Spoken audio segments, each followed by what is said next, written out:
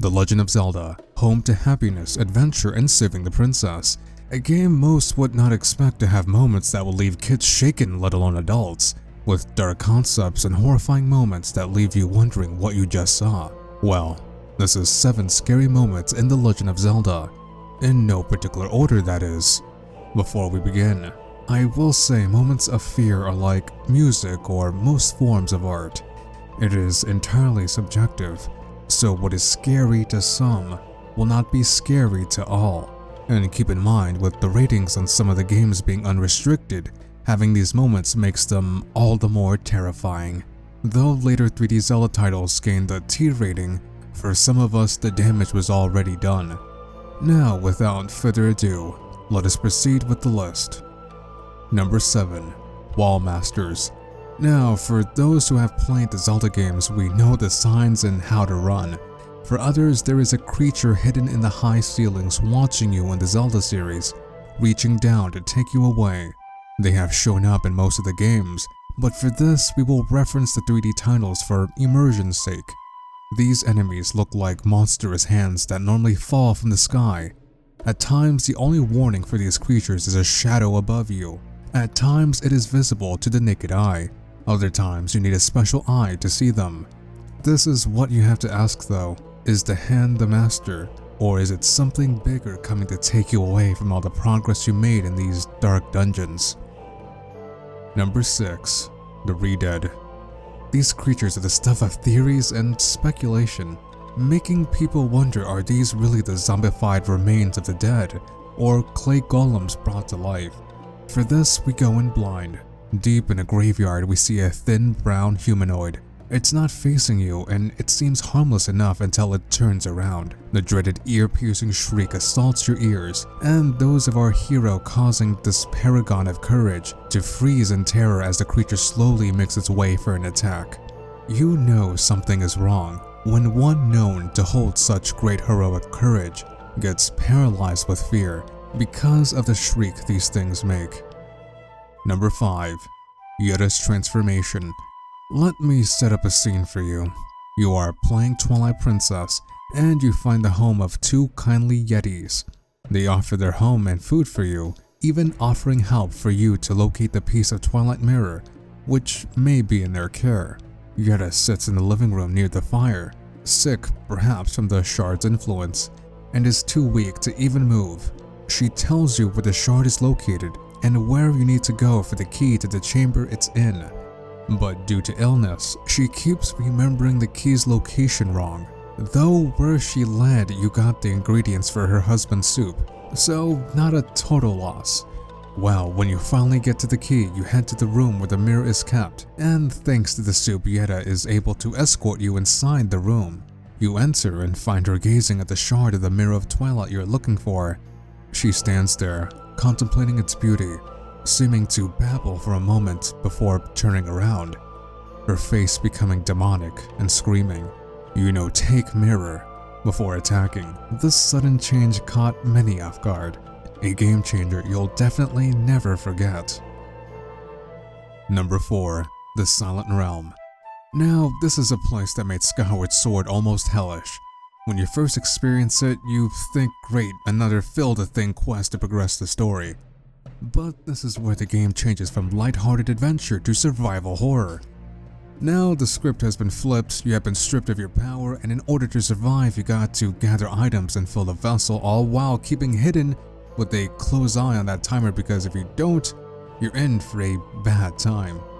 You've awakened the Guardians, and they clearly don't want you in their realm. You stand no chance against these immortal beings. So take a page from the postman's book and run quickly. One hit and it's all over. These unstoppable creatures are what stand between you and the success of your mission. Number 3. Depths of the Ancient Cistern. As most may know, temples are straightforward. They have a distinct theme to them. The Ancient Cistern held an area that broke the recurring themes. Halfway through, you get to a door. Lifting the stone door, you're greeted to a dark cave.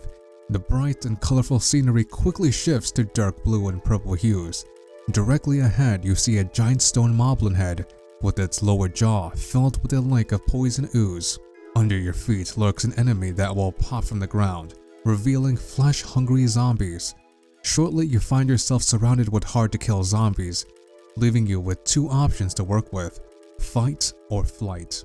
These zombies can take forever just to slice apart, leaving you with the more brutal option of forcing them to the ground and stabbing them in the heart just to end them quickly.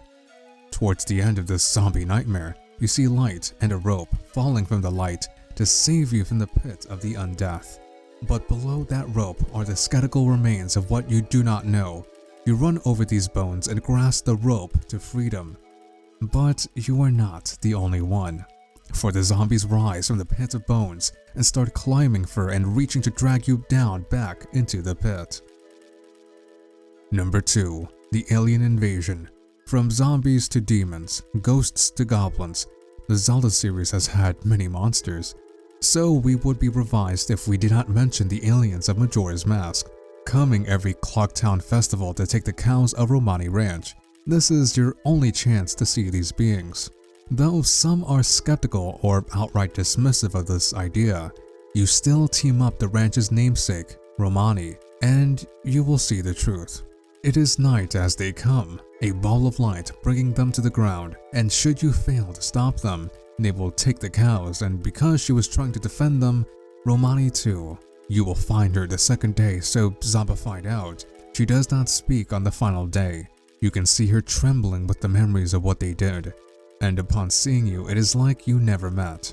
This is one of the darker things they've done in any Zelda game, and honestly one of the more heartbreaking things to fail.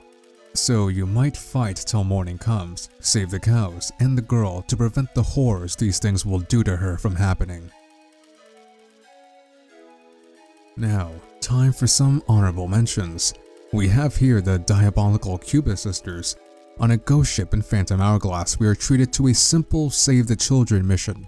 We know the others have been taken here, so it is the right thing to save everyone.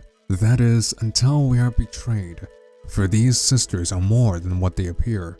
They are ghosts of the dead, trying to fool Link, and unlike most bosses, there is no immediate weaknesses, and now we deal with a game of Dead Man's Folly. We also have the moon from Majora's Mask. Though not scary to some, others to the day believe if you stare too long, it might devour your soul. Finally, we have the Happy Mask Salesman, seemingly just a merchant. It is theorized he might be much more. This man is truly a bipolar mess, switching from overwhelmingly joyful to blood-boiling rage in moments. A man who honestly still remains a mystery to this day, and perhaps will remain that way forevermore. Number 1. Dead Hand. This is by far the scariest thing to come across your first run in The Legend of Zelda Ocarina of Time, a game that just so happened to be rated E for everyone. Such liars. You are Child Link wandering the bottom of the well, which houses the ReDead, Wallmasters, and other horrors, but these pale in comparison compared to what lies deeper. Near the end, you get to the deepest depths of the well, you drain the water, and you feel like a hero. Well, until you enter the final room. Opening the door, it does not look too bad. Just rotting dead hands reaching out from the ground, easy enough, until it grabs you. That is when you see him, the dead hand rising from the ground. Its rotting flesh covering the body, which is so horribly misshapen. Being bloated, one might assume from being underwater for so long. It has a thin neck attached to an almost fleshless skull that moves down to gaze at Link, its mouth gaping as it goes in for a bite. This creature is not easy and you have to fight on its terms. Be grabbed by its hands and struggle to be free quickly enough and attack. You have been warned though, Dead Hand is hungry, and you are the first fresh thing he has seen in such a long time. Thanks for watching another Chamber of Sages production. If you have moments or creatures you believe deserve a mention, please leave a comment in the box below. Also, we have opened up a Patreon account. Feel free to donate if you're so inclined. And if you like this video, give it a like and show your support. Thank you again, and subscribe to the channel for more great Zelda videos.